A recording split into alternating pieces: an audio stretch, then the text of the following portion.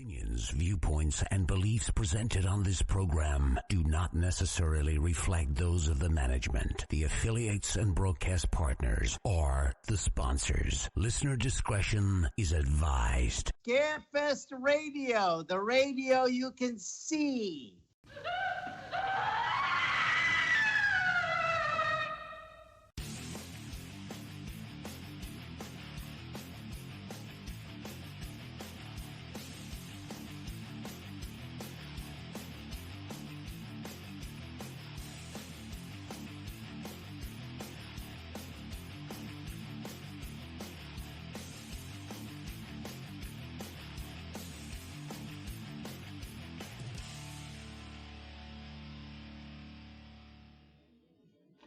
And hello and good evening, everyone, and welcome to Scarefest Television. I'm your host, Wes Forsyth, and of course, the original broadcast date, June 16th, 2023. I am co-hosted tonight with Mr. Chad Harlan, who, we may lose at just any moment because apparently Lexington Internet sucks ass. And our special celebrity guest tonight, Brett Wagner, who's already just entertained the fuck out of us here in the studio. Welcome to the show, Brett. Thank you. I hope I didn't entertain the out of you. Hopefully you still got a few of those left. At my age, buddy, it's a roll of the dice. Man told me once, when you get to be my age, a good shit means more. I'm just going to leave that there, everybody. I'm not saying no more. I'm just saying that's what I was told. Now, I used to work at a tobacco. You might be right about that. Anyway, everybody, we've got three celebrity announcements tonight. Got one just under the wire thanks to Brandon Griffith's incredible skills with the graphics. Two celebrity photo ops. Now I'm going to explain something real quick to everybody. I realize that the fans of the show, the people that watch the show, are not the troublemakers, but as we're getting them ready, we're putting up photo ops because that is what you ask us to do. What is happening is everybody is now bombarding our email, not with, hey, when are photo ops going on sale? We're getting bombarded with, is so-and-so doing a photo op? Is this, we don't have them all posted yet. Calm the fuck down, okay? That is, I'm going to have t-shirts made, of course, with that.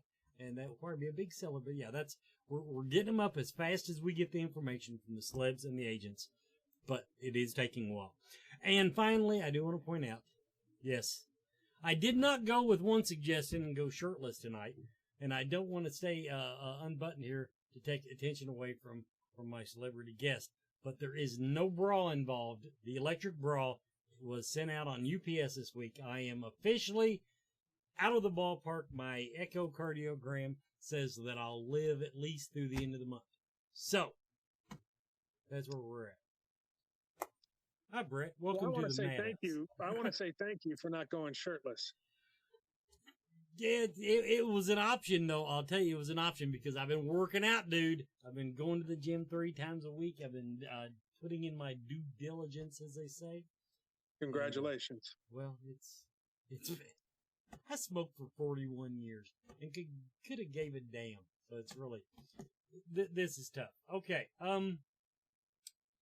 Let's just go ahead and start the interview here. I gotta ask, what is a big swag and is it a penis reference? It is not. Okay. I'm sure my wife wishes it was, but it is not. I used to be the voice of a TV show, Monster Garage, with Jesse James on Discovery Channel. And right before that, I did a little pro wrestling, and I was a manager, like a Bobby the Brain Heenan or a Jimmy Hart. And my wrestling name was The Big Schwag.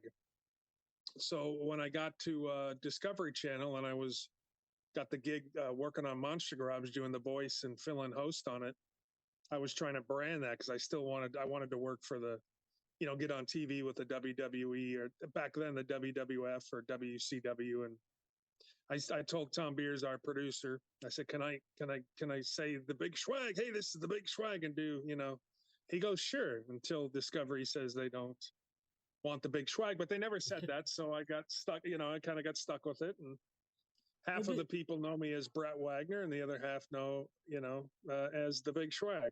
But in your mind, what is a Schwag? My last name, it's real simple. Well, Schwag, if you say Schwag is dirt weed from Mexico. At least that's what we, in California, that's what we call Schwag. Gotcha. It would be the really low grade marijuana. Swag is free stuff. Like if you go to a red carpet event, or you go to a gifting thing for a movie, or, the right. Emmys, they give you a swag bag. So it could mean low grade weed. It can mean free stuff, or it could mean a 305-pound, 55-year-old diabetic guy from California. Fair enough. We'll have that put on shirts also. Okay. Now the meat of the interview. Yes. And the reason I'm going to ask it this way, to make a long story short, when we announced you and Mr. Yes. Griffith gave me your banner, of course, it had the Leatherface stuff on it. Well, when I introduce our announcements, I always go on IMDb and pull it up, and it wasn't showing in your credits. And so I questioned Master Brandon Griffith, and he had no fucking clue. So anyway, I did do a little, I actually read the notes on IMDb. Tell everyone how you became known as the Lost Leatherface. Well, thank you, Wes, for that great question. I became the Lost Leatherface because back in 2000, the end of 2002, or I think it was end of 2002, I got cast as Leatherface for the remake, which came out in 2003. And I went in to go film, and I filmed about a day and a half, and I got heat stroke, which tightened up all the muscles in my back. And it's horrible. I've had heat exhaustion. I was one step behind you, but I've had it. Yeah, same thing, right? So I got dehydrated. I remember I fell down while we were dragging Kemper, because I do the first kill in the movie with the sledgehammer, dragging the guy, then slamming the door shut like Gunnar Hansen. And then I got heat stroke filming that part. That was the second day. So here I am, bad back and all. And I remember a couple of days later, there was a knock at my door, and the producer came and said, "I'm sorry, buddy. We can't wait for you to heal up," which probably would have taken me a week. And I understood completely. I mean, of course, that's probably the last time I cried, except for my wedding, when I was, I cried at my wedding because I was so happy to get married to my wife. But that was probably the last time I ever teared up. And then I never pushed it. My agent tried to say, well, he got heat stroke, so, you guys got to pay him what he was due on the movie, which was probably another $35,000-$40,000.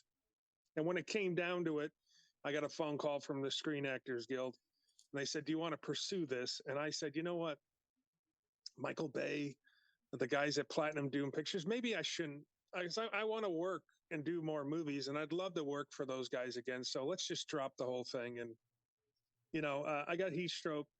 I got replaced on the movie with Andrew Bernarski, and I didn't really talk about it for many years, but Horror Hound magazine and some of the magazines would put out there that, there was a guy that was actually cast first to play Leatherface, who actually does do the most important kill, I think, in the movie, and so over the last couple of years, I take advantage of that. And I've been in a lot of horror movies and a lot of TV shows, but, obviously getting to play Leatherface, even if it's just for a day and a half, is still pretty cool. And it's pretty, important in the scheme of things as far as the franchise goes, because there's only so many guys that played Leatherface. And even if it was only a day and a half, I'm still pretty honored to have done that. So when I started doing conventions again, people say, "Well, he's like the Lost Leatherface or something," because no one knew about him.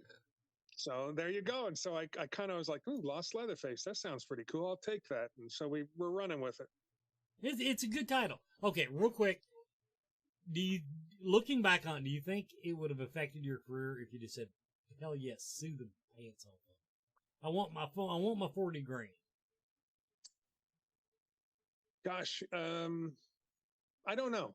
It's something I don't really think about, because eventually I'll run into these guys. I'll run into Michael Bay, and I will apologize and say, "Hey, I'm sorry. I don't know if you remember who I am, but I really apologize. And, if I would have sued him and I would have made the money, I don't know if it would have done me any favors. 40 grand, I can go spend that on a weekend on some guns and Harleys and, some very expensive dogs. So, I mean, it's, I don't know if it would have made me have be blacklisted, as they say in the business. So I'm just glad that we never got to that point. And, I'm still, a week later, I was filming a movie. When I got home, I was filming a movie in Mexico with. You got over it quicker than I did. It kicked my ass when I had heat exhaustion. Yeah, well, I drank 7 Gatorades. I still remember drinking 7 Gatorades, and I didn't even know that was the first time I ever had heat stroke. So I didn't even know what was when I tried to get up. I felt fine, and I'm like, okay, I'm good. Let's go back and let's finish the next 4 weeks of this movie. And I'm Leatherface, and when I tried to stand up, the muscles in my back just tightened up, and I knew from doing other stuff that meant bad things. So bad things. Yes. Chad, over to you. Brett, it's a pleasure to meet you. I'm looking forward to hearing more about you tonight. But as we get started, let's go back and tell us a little bit about your childhood and how you got into the industry. What drew you to acting and performing? Well, you can see my last name is Wagner. So my father was Robert Wagner. No, I'm teasing. No, I wish Lindsay Wagner. No, I grew up in the San Fernando Valley, where Valley girls are from, like an Encino Man and all that stuff out here in California, just north of Hollywood. And I grew up in front of the TV, Night Gallery, Outer Limits, Twilight Zone. And I love that stuff so much. I mean, the first horror movie I think I ever saw was either, Romero's 1967 Night of the Living Dead, or it was Children Shouldn't Play with Dead Things, which is, a very campy zombie film. But I was so enthralled with this stuff, and I was just like, this is it, man. I love horror movies. I love zombies especially. So I said, if I get old enough, I want to be an actor. I want to do horror movies.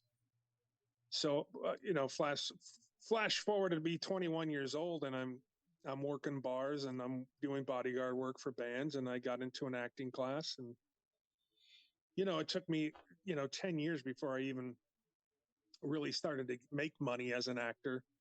And then, it took me a long time to get my first, under makeup gig, which was Buffy or Angel, one of those two. And then, if you're an actor in Los Angeles, you're going to go up against, Derek Mears and Doug Tate and some of these guys. You go up against the same guys for the same roles. And so there's maybe 30 or 40 of you guys that are, and it's a numbers game. So, I may get one, and then Doug may get one, and Derek Mears may get one. So you do a lot of TV, you do a lot of TV and film, and it's not all horror movies. I mean, I've probably done 10%, 5% of my work, because I've done over 110 films and TVs. It's probably horror. That's it. But for me, it's the good stuff. I love doing that. I love comedy and I love horror. So you can, if you can get me in any of those two things, that would be great. And then, I kind of got into the Monster Garage stuff. I got lucky enough to do my wrestling voice, the big swag voice for Monster Garage. And then I started hosting some other stuff. People could see that I could BS on camera pretty good, and I don't have to know about the subject. I can just BS and carry a show. So that kind of got sidetracked. I kind of did that for a couple of years, and, just been lucky enough that I've been in enough horror movies and TV shows to be able to get to do some of these conventions. So yes, it was, I got into specifically acting to do horror stuff. So. And that was going to be one of my questions. So, yeah, was there something that drew you to horror, and you kind of answered that? But yeah, just looking through all the stuff you've done, it's amazingly diverse. Like you said, from the Monster Garage stuff to the wrestling to just the list of TV shows and stuff you've been a part of is amazing. Hannah Montana. I didn't even see that one. Wes sent me a private message and said, I know you did one of my favorite episodes of Hannah Montana. And I said, what the hell are you doing watching Hannah Montana? He's a hardcore fan. You should see the tattoo he's got. But we got to toss it I li- over to a commercial right I now. like her later work better. The wrecking ball thing. Anyway, everybody, commercial break. We'll be right back. Horror. Movie. Fans. For. Life. On Facebook. Find us. For watch parties. For news. For memes. For friends. For life. Horror movie fans for life. Join us. And welcome back, everybody, to Scarefest TV. Yes, in the chat room, we do need to update that ad because there's no watch parties anymore because Facebook sucks ass. Okay, my guest tonight, Mr. Brett Wagner, the Lost Leatherface. Something I have got to learn to ask my guests this before I actually have them on, because I spent like half a week following your little IMDb, trying to, find what's streaming and what you're. First of all, I'm gonna say it. Bloody Ballet, fuck you. That was you were listed at the top of the credits and you had that little janitor part. And I was a little disappointed. Well, when you have that is a guy named Brett Mullen, who's a wonderful director. He actually, he is so good at what he does, he does videos, corporate videos for folks and businesses, and does videos on them, that he's so busy, he can't make movies very much. But that's like if you have a bunch of actors and then you have, you have a Bill Moseley in it. Bill Moseley is a name, and his name is bigger than he's going to go at the top of the credits. Well, okay. So I think they were just being nice to me, giving me a decent credit. Yeah, I have watched a lot of shitty Felissa Rose movies under those pretenses. I'll admit it. But first of all, the movie was good. Everybody, don't get me wrong. The Bloody Ballet, it's on Tubi, I think it was. Good movie. And I will say, the ending, I don't know if surprise is the right word, but I didn't follow all the storyline up until it ties it all together in that last scene. Now, I also got to see Chrome Skull. But anyway, going back to the way I started, if I had to ask you, watch this movie and you will see me act, what movie would you point somebody to see the best of Brett Wagner? Gosh, you're talking acting now. Well, yeah. That is a good question. I mean, some of the stuff I don't consider acting because I'm having a good time and I'm playing a character, and I might not have, I'm in The Crazies with Timothy Olyphant quite a bit. Well, yeah, okay, here, let me dumb it down for you. What movie did you have the most screen time in? The Crazies. Okay, there you go. That's one I should have watched. Yes, Timothy Olyphant. I play Jesse, this infected hunter. Have a great fight scene towards the end too with Timothy Olyphant when I drag him under the truck, and then I get lit on fire and do a full burn. So, which was pretty gnarly. You don't know how hard it is to hold your breath for 20 seconds when you're on fire. But you learn very quickly. But so my base and my bulk of my credits are going to be TV. And, I got more stuff with TV than I'm going to have on film. But yeah, probably The Crazies would be the most. We'll actually go through some of your TV credits tonight. Because I want to hear about the Hannah Montana thing.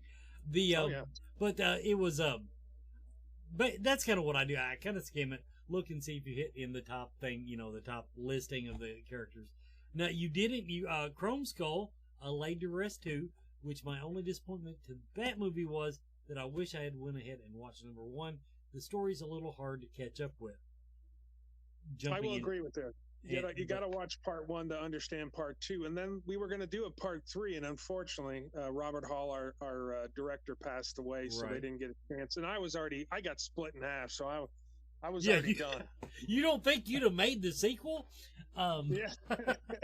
But I will tell you, people in the chat room and watching this show on YouTube, look it up. Chrome Skull, Laid to Rest 2, and I think that also was on Tubi.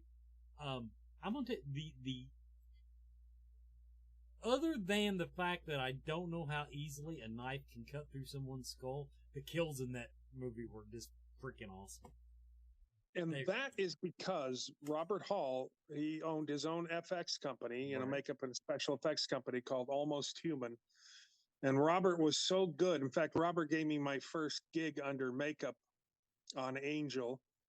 Robert was so good at what he did, and his company was so good that they were at one time were doing Buffy, we're doing Angel, and we're doing the other Josh Whedon show. It lasted a year, but he's doing 3 major TV shows at one time.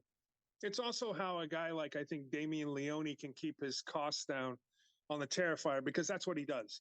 Mm-hmm. His specialty, besides directing, obviously now, is doing the special effects and makeup and horror stuff like that. So that's how, if you're making an independent movie and you're making a smaller budget movie, you really can save money if you do your own effects.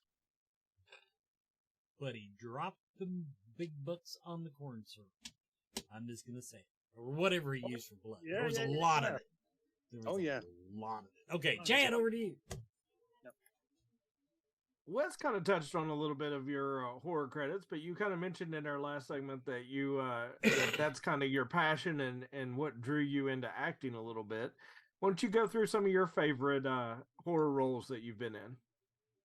Well, I mean, obviously if I would have finished Texas Chainsaw Massacre and then gone on to do that part, the beginning, the one they did in 2006, that probably would have obviously been my favorite. But being in the Crazies was really fun. I got to, film in a week and a half in Iowa, and then got to go film in Atlanta. Got to be lit on fire. I was a big fan of Timothy Olyphant's as it was, Breck Eisner, our director, was really cool. I was physically in really good shape, so I got to do some really good fight scenes underneath that truck, which is not a lot of room when you're under a truck bay for big semi trucks. And I think I beat up my stunt double a couple times on accident. And thank goodness he didn't take it out on me. But Buffy and Angel. Obviously, Angel was very fun. The TV show. I played Bogdar the Demon, and that was really fun. It wasn't fun with the costume because I had these big meat hooks that hooked up to the middle of my back. So after a 17-hour day of shooting, wearing this stuff, my back was so screwed up, and I had to go to the chiropractor the next day. Not only that, when you do have prosthetic stuff on your hands and you have to go to the bathroom, lo and behold, it is not easy. And it's a challenge, I'm sure. It is a challenge. And I didn't drink any water all day. And then finally I'm like, okay, I got to drink some water after like 10 hours. And then I had to go to the bathroom. So I had to ask a PA, production assistant, who was a girl. I said, listen, this is going to sound strange. You're going to have to unzip my fly. I will do the rest. I will push everything back in. Then you're just going to have to gently zip my fly back up. And she was in shock, but she did it. And I said, this will be a great story for you 20 years from now if you're ever on like Jay Leno or somebody's show. But I will tell you a funny story about the Crazies real quick. I had so much fun in the Crazies. The makeup was a process. It was about 2.5 hours, 3 hours a day. Got to work with Robert Hall. Got to work with a guy out of Atlanta named Toby Sells, who worked on The Walking Dead and a whole bunch of stuff over the last couple of years. But when you're sitting in makeup and you're in there for 10 or 12 hours, right? So we were in Iowa, and I'm trying to think of the town name. And I can't, but it's a small, little, tiny 2-block town in Iowa, and we rented out the whole thing. But there was only one place that wouldn't close. Of course, that was the bar. And so I'm like, you know what? I remember I grabbed one of my actors, and I said, hey, let's go in makeup. Let's go over to the bar and get a beer. I'm cranky. I'm tired. I got to do something. He goes, we can't walk in there. I'm like, we're going in. I told not the second AD, and I said, listen, we're going to go grab a beer. And he goes, you can't go in there. I'm going to get fired. And I said, just relax. Just text me. We walked into that bar. It's packed, 60, 70 people in there. They looked up, and I'm talking, if you ever see my face on the cover of Fangoria magazine it's so gross. They looked up and then went back about their business. And I walked up and I ordered 2 beers, and we sat there for a half hour, had a beer, then went back outside. No one even missed us. And that was, so I love TV, right? And I love doing comedy, but the horror stuff is great as well. I mean, I just love the work. So being an actor on a set doesn't matter whether it's horror, doesn't matter whether it's a comedy or serious. I mean, I'd rather do comedy and horror than some serious stuff, because I'm not that real good at crying on camera, although I have done it with a little Tabasco sauce like this real quick, and then you'll start crying, believe me. But so it's all good. It's all good. Certainly, those are the genres that are gonna appeal to our fan base. So you're in good company if you like comedy and horror. So I do, and and I just did. So I filmed earlier this year with the director Sean C. Phillips. He raises the money and does his own movies, and they're funny. And this one was called Desert Fiends. Tom Arnold, what's her name? She does the podcast with the 2 girls that do the podcast. Danielle Harris, Scout Taylor Compton. Scout Taylor, yeah. So Scout Taylor, Tom Arnold, Robert Lasardo, a couple of Eileen Dietz, and I play Papa, one of these deformed mutants, and it was so fun shooting it. And I haven't been under makeup in a long time, right? So I had a pretty good makeup thing in my the rest of my Desert Fiends. This guy, Eric Yoder, who you'll probably be hearing about a lot. He's a very good makeup artist living out here in LA now. And it was fun it's going to be one of the grossest movies you've ever seen. So, and I might kill Scout Taylor Compton. Just don't tell anybody. Maybe. Don't tell her, because she's going to be at Scarefest. So. Oh, cool. So yeah, mini reunion there, and hopefully by then, maybe the film will be out by then. I'm hoping. You know when it's coming? We don't know. I know they're editing it right now, and then they'll go. I tell them they need to bill it as the grossest movie ever made, and the humor is fun in it. The kills are great, the makeup is great, and it's just gross. Okay. I love that word name, gross. So I think we're going to get billed as the grossest horror movie ever. Hopefully it's coming out sometime around Scarefest or shortly thereafter, and you can get some good promotion in, especially since some of your co-stars will be there with us. That's going to be awesome. I'm excited. I'm a big fan, obviously, of Scout Taylor Compton and Danielle Harris, and there's so many people that are going to be that scared. I mean, there's so many people that are, I'm a big fan of Bill Moseley's. I'm a big fan of most of these people. I'm a fan of horror movies and the genre before I consider myself an actor or someone that's in that. I mean, when I go to conventions, I bring stuff. My wife packs me a little package, and she says, "You get all this stuff signed," and that is my job, to get it all signed, or I'm in trouble when I get home. Well, we're gonna take our next break. I'm gonna go ahead and toss it over, and we'll be back in a few moments. Okay, Hedgewitch Hall. Tea and gifts. This is a hard one for me to promote, only because I don't do a lot of teas. But basically, they brand themselves as Teas with Intent. Now, if you're down to the Central Kentucky Mystical Market, they're regular there. They give out samples all the time. This is a big thing, everybody.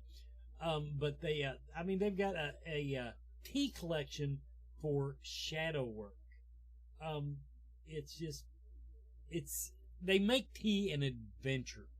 Check them out online, hedgewitchhall.com, hedgewitchhall.com. And if you forget, go to Scarefest Weekend, click the featured vendor page, and you will find them. But Hedgewitch Hall, check them out online. You can buy their teas and online if you don't want to wait till Scarefest or the market. But I want to give them a plug. Now we're going to do our announcements. Ooh. Dennis O'Hare. Dennis O'Hare of American Horror Story fame. He will be coming to Scarefest 2023. Also, Accidental Wolf, the Never's Hitler File. He played Hitler in the Hitler File. So they're right there. Reasons to hate the guy, right there. Anyway, because that's what people do now. If you play a character, then you become that character. Okay. Fiona Dorff. Fiona Dorff, of course, from the Chucky series and also the couple of the Chucky movies. But, okay, I'm just going to say it. Blacklist. She was Redmond's daughter, and I love that show to no end. That is just absolutely so there. Fiona Dorff. Let me see what else is on the IMDb. Actually doing this from memory tonight. Chucky, don't look at the demon. Don't look at the demon. By the way, if I had a nickel for every time I asked some girl to unzip my pants, Brett, it's a weird way to make money, but just saying. Anyway, I don't know why that triggered that thought, but I don't know either. Fiona Dorff triggered it. She played Ratwoman on The Stand, everybody. Solid horror chops on this young lady. Fiona Dorff is coming to Scarefest 2023. And then finally, hey, it's Dylan McDermott. Dylan McDermott, he also from American Horror Story fame and all kinds. He always plays the bad guy in the movie that you're not sure is a bad guy until he does some really douchey thing. But anyway, Dylan McDermott is coming to Scarefest. Let's look at his IMDb. American Horror Story, King Richard, played George MacArthur and King Richard. Law and Order, Special Victims Unit, Law and Order, Organized Crime, FBI Most Wanted. He plays a cop. He always plays a cop. So anyway, and of course, I bet he smells great. Anytime you got a guy that looks that good, they always add to it, just to insult to injury. They always smell great, and then I have to listen to my wife talk all weekend about how good he smelled. Dylan McDermott is coming to Scarefest 2023. Okay, the next Central Kentucky Mystical Market, Clarion Hotel on Newtown Pike, right as you get into Lexington, 1950 Newtown Pike to be exact. That's in the Paddock area. Lexington's premier monthly psychic and holistic event starts tomorrow at 10 a.m. Yes, 10 a.m. June 17th and 18th. That's this weekend, everybody, and I will be there doing my really bad tarot readings. The Scarefest Horror Film Festival is still taking entries, still taking submissions for the Scarefest Horror Film Festival. Get those in. If you know an independent filmmaker, please, please, please let them know that there is still time to get this in. The deadline's like the end of August, so they still got a little while. And my weekly plug for my Patreon project, I am 18% towards the goal of recreating that cosplay. I will cosplay that dude right there on your screen right now if I get 100 subscribers to my Patreon page, which is like as low as $1 a month, okay? Just so you know. Now, show them the next thing. I'm upping the ante here. No? Okay. That one. The one you asked me about. If I get 100.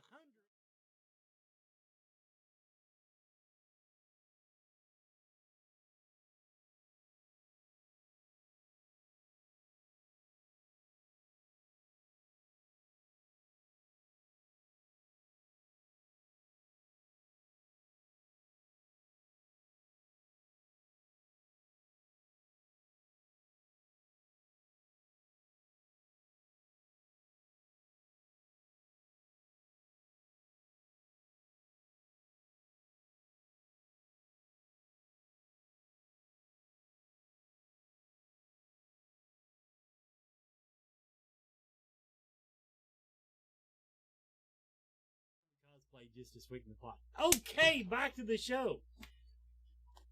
Hi, Brett. We have a couple questions. I don't know how we come back from that. I don't know how you come back from that. I thought that the second deal was going to be you and your partner there that doing the same. Yeah, she's going to get a tramp stamp. Yeah, that's exactly what she's going to do. But I will do it because I'm an attention whore. Anyway, oh yeah. Somebody in the chat room asked. Got a couple questions from the chat room to fill some time in. Don Coscarelli. They want to know what it was like working with Don. God, I almost forgot about that. So Don Coscarelli is a hero of mine. Obviously, the Halloween, Phantasm, any of the Romero's, Night of the Living Dead, Dawn of the Dead. Dawn of the Dead's probably my favorite movie, but top 5 Phantasm is definitely in my top 5. I was lucky enough. It's a funny story. Don Coscarelli. I get a call from Robert Hall, who we were talking about earlier, and he says, "Hey, you want to work with Don Coscarelli tomorrow?" And I was like, I thought he was BSing me, and I'm like, "Hey, don't bullshit me, bud. It's one of my guys." He goes, "No, Don Coscarelli filmed a movie. John dies at the end. Very funny, quirky movie, and he needed something. They shot it already, and they needed something else in the beginning. They just needed something." And he goes, "I need a big guy. I need this kind of thing. He's like a Nazi with his head cut off, kind of skinhead deal." And he says, "I need something like that." And he pointed down at this guy's desk, and there's a copy of Fangoria, which I was on the cover for, from the Crazies. He goes, and the guy goes, "Hey, how about I get that guy as well? That's right there on that cover to do it, and we'll get the makeup guy to do what you want." And he says, "Done deal." So the next day, that was a Sunday. Monday, I was filming with Don Coscarelli. And Don, so, I was kind of in awe to be working with him. I got a quick scene in the beginning of the movie, the first 5 minutes. But when I went to do ADR, that's the axe that slayed me. And I had to go in there and do my ADR with Don. As I was walking out, Clancy Brown's walking out, by the way. So I was all, "Oh my God, that's Clancy Brown right there." And Don says, "So what's going on? How are you?" And I'm like, "Do you really want to know what's going on with me?" And he goes, "Yes." So he had me sit down, and here I am. Don Coscarelli is asking me what's going on. And I was writing a script at the time. And I told him about the script and the idea. And he goes, "That's great. That sounds great." I said, "Good. Would you direct it?" And he goes, I said, "It's great. We'll get to the other stuff down the road. Let's establish this relationship first." So one of the nicest guys, his wife is a wonderful human being. I went to Walmart with her to go get clothing for the John Dies at the End, which was super fabulous. And yeah, Don Coscarelli is the real deal. He's a genuinely nice guy. So if you ever see him, you say, "Hey, Brett Wagner, John Dies at the End. The big guy said that you are a cool cat and I should shake your hand." There's your answer. Now, racing shows. You've done Yeah. several racing shows. The I question have. from the chat room is, are you a muscle guy or a speed guy? Ooh. In other words, old school, new school. Yeah, no, I'm an old school guy. Like don't hold it against me. I love Mopar. I love old Mopar. I love a big muscle car, right? But I drag race as well. I hosted a drag racing show for 6 years called Pastime on Speed Channel, which is no more. It's called Fox bought it, made it FS1. But people gave me such crap. I had a great time hosting it. And I learned so much about drag racing, but I never, they're like, "You don't even drag race." And I said, "That's the wonderful thing about TV. You don't have to do actually what you're hosting. You've just got to know a little bit about it." And so then I went to Frank Hawley's drag racing school, one of the finest teachers in the world. And in 2 days, I was racing Super Comp Dragster. That's the long thing. That's not a muscle car. That's just a long dragster like Shirley Muldowney used to race. And then I was racing up in Canada. A guy had a dragster up there for Top Dragster, and I'd go up and it would be, beat the TV show guy and get paid to come up and race. And I almost did 200 miles an hour in the quarter mile. I did like a 7:15, 196 in the quarter mile. And, I think if I would have been a little lighter, if I'd have been your size, Wes, a $160 and muscle and jacked, $160. My ass is a $160. I'm trying to get to a 160. Yeah, I probably would have gone 200 miles an hour. But yeah, so I consider myself an entertainer, right? I do everything. And I was told a long time ago when I first started getting into the business, they said, "Just don't say no. If someone asks you to come on a radio show, don't say no. If someone asks you to do this, don't say no. Just do it. Eventually, you'll figure stuff that you're good at." And I've been lucky enough that when that hosting for pastime came around, I said, yes, let's do it. And then I learned on the fly, but I got very good at it after the first year. And I enjoy doing that stuff, whether it's doing a podcast. I do a podcast on the Doomsday's Crypt Network with John Henderson called Shooting the Shiz with DK and the Schwag. And I've done my own radio show before called the Monster Radio. Wrestling 101. I did a wrestling radio show before, and they were just opportunities that came up. And someone said, gosh, I don't know who we're going to get to host this about wrestling. And I said, well, I do. I can do it. Let's go. So if you're going to be in this business, you just don't say no. You give it a shot, and hopefully if you give it enough shots, things will get better. Now, I've crashed and burned, of course. I've tried to do some podcasts about AI stuff and home products and, security systems and all this stuff. And I was terrible at it. So hopefully you know a little bit about it and you enjoyed a lot to get it done. But yeah, so drag racing was great. But yeah, I'm a muscle guy. I like the old school muscle. Not so much just speed, but, you like loud pot. You like him to make noise. Listen, man, a good burnout. I used to say on my show, the burnouts never lie. A good burnout will get you fierce. Over to Chad. Well, I want to go into a little bit. I know you were involved in Monster Garage. And like you said, several other shows. So what was your experience on that? I know you did some of the voiceover stuff. Were you on set a lot, or was it all remote voiceover? And how did you get into that? So I did a docu. I was in the middle of, I was like 30. I'm 55 years old now, so I'm trying to think. So I was probably 34 years old. I got into 33. I got into pro wrestling. I was, I did a documentary for Discovery Channel called The Wrestling School with John Cena, Samoa Joe, and a couple of these guys who still wrestle. And that producer, Tom Beers, he's a THOM Beers. He's created shows like Monster Garage, Ice Road Truckers, Deadliest Catch, Bering Sea Gold. He creates all these great shows. And I just stayed his buddy going, this is a guy that you want to know.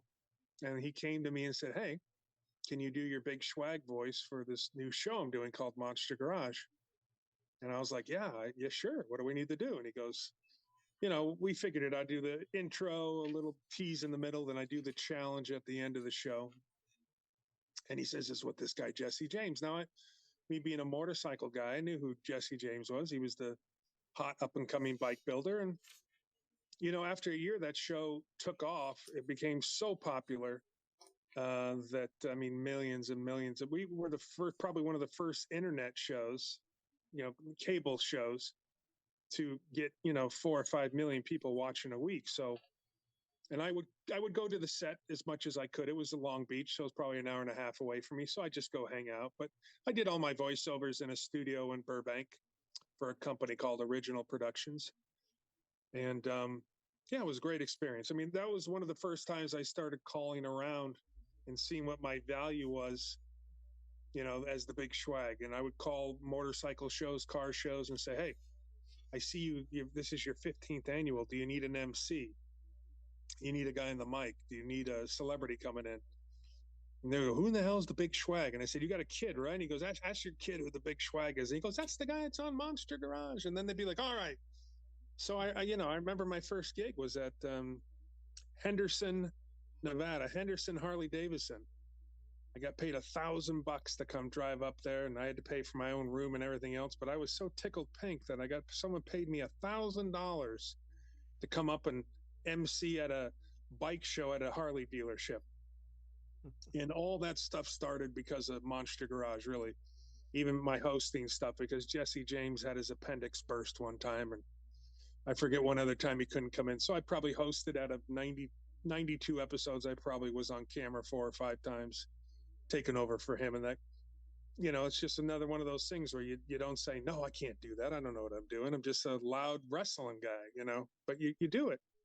And I got blessed by doing it. And You know, people sometimes, it's funny because when we were shooting Pastime, the drag racing show, people will come up and say, "Hey, Big Schwag," and I go, "Shh, that's my alter ego. We're Brett Wagner on here." My mom was very happy that I finally was called Brett Wagner.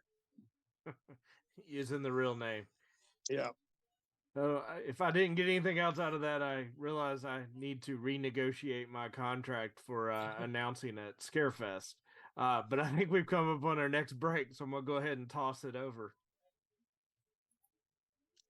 Long-time supporter of the show, Spirit Mechanics. They are now, they have a real brick and mortar place you can go to at 1018 East New Circle Road, Suite 114. The Missing Elements Shop. They call it the Missing Elements Shop, the one-stop shop for spirit mechanics, healing vibrations, and metaphysical supplies. Offering books, divination, and altar supplies, tarot and oracle decks, handmade glassware, and spirit boards. Vibrational sound healings through the use of singing bowls and tuning forks, courtesy of Stephen Tyree. I've had that done. I kind of like it, I'll be honest with you.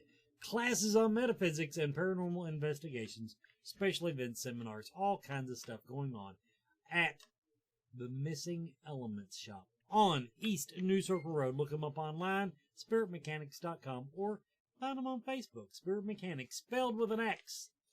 Okay, bring up everybody now. We'll go that direction. Okay, first of all, I'm going to take my diabetes medicine real quick. Okay. All right, go ahead. Yeah.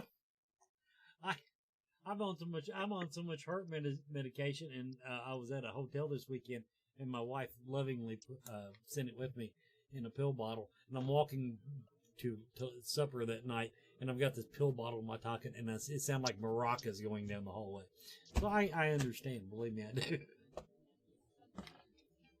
Yeah, I got the diabetes, and then a couple years ago, it was crazy. 4 years ago on Halloween, I got Halloween of all times. I was going to go MC at a party in the Hollywood Hills, which I was really excited about, and my leg was hurting me during the day, and I said, I better go to urgent care. And I went to urgent care, and they said, "Ooh, you have a blood clot from your ankle to your hip." And I was like, "So what does that mean?" They're like, "Well, I mean, I would, you're probably going to spend the night here." And I said, "Do I have to?" And they're like, "Well, you can go home and die if you want, but I would stay here." So that's yeah. So, between the diabetes and the blood thinners, yes, my pockets shake a lot when I go to places. Understood. Big Schwag voice. You keep referring to the Big Schwag voice. Yes. What is the so I do a lot of stuff like it's more loud. It's like, "Oh, it's the Big Schwag. We're out here, Long Beach, California." Beautiful. It's more of a wrestling voice, so it's more of a not such a sexy, smooth voice as my face portrays, but it's more of a gruff. Because when I was in pro wrestling, that's what I did, and I was this loud heel manager, and it was very loud, and I kind of got a that kind of became my signature thing. So when I go MC, it's not like we're talking here very nice and calm. It's very loud, and I will lose my voice usually after the second day for doing a 3-day deal. So Chad, I can renegotiate for you if you need help. I'll help you with the renegotiations on the. I may need it. I've never heard of getting paid for being an announcer before. I think the most I ever made was $100. So don't well, it's a misdirection, right? You baffle them. I have a lot of different credits, right? So, and I've done a lot of emceeing over the years. Whether I go to Sturgis, I used to go do Sturgis. 11 days at Sturgis is a long time. Be up on the Easy Rider Saloon stage and be there from 12 o'clock to 12 o'clock at night. And then you're emceeing all day. It doesn't matter whether you're talking about drink specials, or you're talking about this bike builder, or you're talking about the Daisy Dukes shorts contest you got coming up later, or we got Fog Hat playing tonight, or it doesn't matter. You're going to do that for 11 days, and 11-day gig emceeing gets a little monotonous, but a couple days is fun. Yeah, wear you out. Yeah, I do. The reason I were joking, and I do the announcing at Scarefest over the weekend, so. That was why I said I need to renegotiate my contract. Yes, more shows, and I'm going to be honest with you because this last 2 years I've done a lot of shows because I haven't done it. I've been, I'm the voice of a lawnmower company called Bad Boy Mowers in Arkansas. I've been doing that for 20 years, and I do their voiceovers for their commercials and whatnot.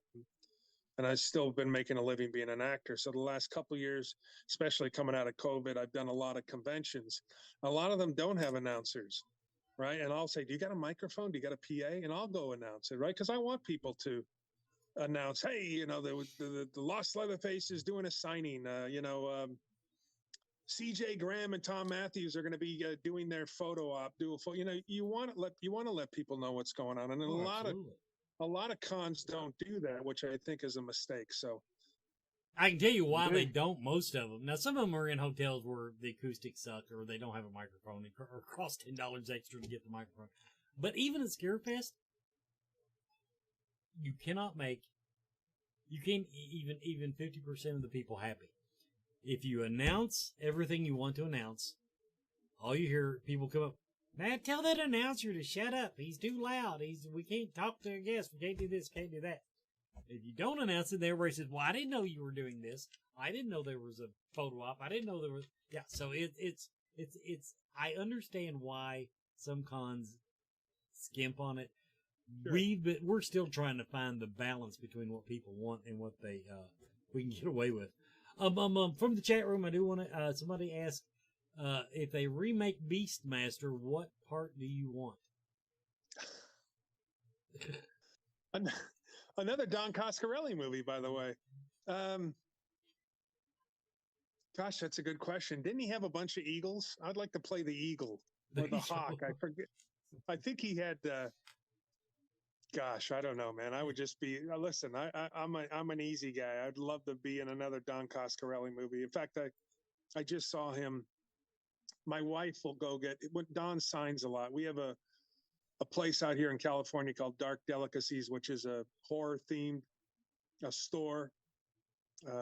Dell and Sue run this thing, and it's so good. So we usually do signings there. Someone has a new movie out, a DVD comes out. Like when we did The Crazies, everybody will go there and sign. And Don was doing some kind of signing for one of his books, and my wife went over there and put him on the phone, and he's like, "Hey, Big Schwag, how are you?" He said, I gotta put. I said, "Don, it's been a while. Let's do another movie quickly, so I can get in there." So he wants to direct again. So hopefully that'll happen. But Beastmaster would be sweet. I don't care. I'm just not getting in a loincloth. Hey. You don't want to see that. Yeah, well, you don't knock it. Don't knock it. You never know what people want to see. You just never know. Let's get a plug in here. Plug your podcast, dude. Yeah, well, I do it with John Henderson. It's called Shooting the Shiz with DK and the Schwag. So if you go on Facebook, you can look up Doomsday's Crypt. That is like our parent company, and John Henderson's been doing that a while. And I was a guest on his podcast, and he asked me if we could come on. Now we don't have really a set time. We try to do one every weekend with somebody. We cover a lot of independent films, independent directors, a lot of conventions we talked to. We had Adrian on, which was a great episode, and then we'll have some other actors on. Michael Bailey Smith we've had on. We've had a lot of, but it deals with a lot of independent films, trying to give that voice to those people, because it's what's hot right now, right? These are going to be the next Terrifier 2 people. It's going to be the next Damien Leone. It's going to be the next these guys. So we try to give a voice to them, and we have a good time doing it. It's so we bring the whole Doomsday's Crypt. So John will be he has quite the collection of masks and other stuff. So he will be at Scarefest. I think he's been there the last couple of years, and he'll have 3 tables set up. So definitely worth coming over and saying hello and seeing what he's got. And like I said, we got to get either both of you together or one of you at a time and get you on the podcast, and we can just shoot the shiz. Doesn't matter. We can. You know how to reach me, everybody. I do. We're at the end of the show. I still got the Bonehead Weekly movie review to slide in here. I do want to make a quick announcement. Somebody in the chat room asked about speakers. Speaker submissions. Of course, we've done the judging. The Damn, he's going to hit me with a sledgehammer.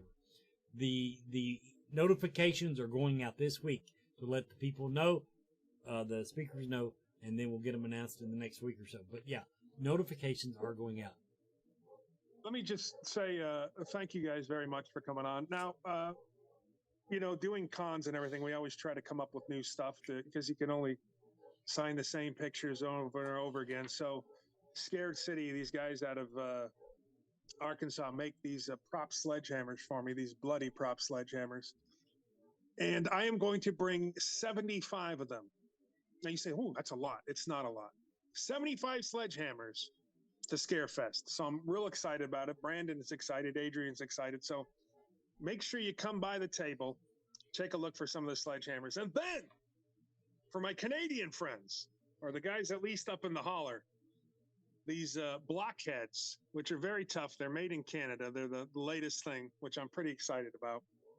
I will have some blockheads there. So just make sure you come over and say hello, even if you just want to shoot the shiz and say hello, and you don't have to pick anything off of my table. That's fine. But then I will send Wes and I will send the big man there to come find you. But we're going to have the sledgehammers. We're real excited to be coming down. I've always heard about Scarefest and never been able to get invited. So 2023 is my year in Lexington, Kentucky, and I will make sure I bring a jar. Definitely excited to have you. Thank you, buddy. Thanks, everybody, for tuning in. We'll be back next week with Shane Pittman. Hey, Scarefest, this is Joe Lewis of Bonehead Weekly, and I want to ask Brandon Griffith for $11, about $10.75, because that's what I spent on this movie, watching it at the Regal during a matinee. Now, he's probably not going to give me $10.75, and that's okay. I didn't ask him for that in my contract, but he definitely can't give me my hour and 45 minutes back. We're going to talk about 2023's The Boogeyman. The trailer looked good. It's based on a short story by Stephen King. It's not got the worst ratings I've ever seen. Why did I dislike it so much then?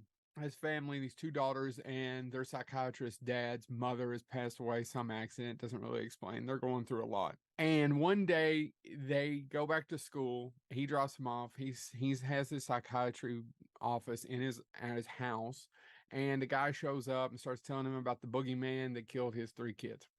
And then he ends up committing suicide upstairs. And I've given away too much of the plot already. Basically, that's it. They're just plagued by some sort of sadistic creature that we don't really see because it's the boogeyman in the dark till towards the 3rd act of the movie. And normally, I agree with that approach. I call it the Jaws approach. If you don't really see the shark until kind of the end of the movie, and once you do, it's like, that's the shark. Well, that's great if you're Steven Spielberg. And the only reason that Jaws worked out so well, Spielberg wanted to show the shark throughout the damn movie. The shark never worked. If any of you all know this, it's by accident. The creature looks cool towards the end when you finally see it and see kind of how it works. That being said, this movie's pretty bad. The opening sequence probably, I don't believe in trigger warnings, probably should have a little bit of a trigger warning in it. It's rated PG-13, but I've gotten to be a little bit of a pansy, and it deals with the death of a child, the opening scene, and it's pretty effective. Past that, there's not a lot I can recommend here. In fact, most of these characters make really stupid decisions. Like, for example, get more lights. It doesn't like the light, which sounds like a movie that we've seen several times. Not included the 2005 Boogeyman. This movie's a little contrived, a little cliche, and I can't recommend it. I wouldn't go out of my way to watch this whatsoever, which really is kind of sad because I love the director's other work. His name's Rob Savage. And another reason why I wanted to see this is he directed a movie that I love that came out on Shudder during the pandemic. And it was shot during the pandemic. It's called Host. And it takes place basically on Zoom. And it's fantastic. If you have Shudder, I've done a review on it here before. I love it. It's about 50-some minutes, which is all it needs to be. This movie's an hour and 37 minutes, which is about 25 to 30 minutes too much. Normally, I try to look for some positives, and basically the creature at the end kind of looks cool.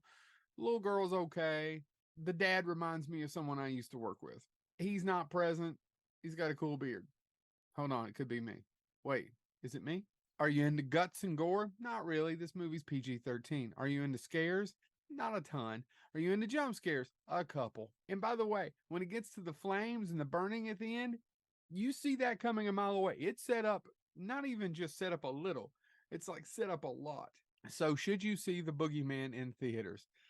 Oh man, I looked up the budget. According to what's listed is $35 million. I have no idea what they spent it on. I have no idea what they spent it on. I have no idea what they spent it on. I just can't recommend this, man. There's just not a lot that worked in this movie. 2023 is the Boogeyman. I couldn't recommend 2005 as the Boogeyman either. This has been Joe Lewis, Bonehead Weekly. Don't watch the Boogeyman from 2023.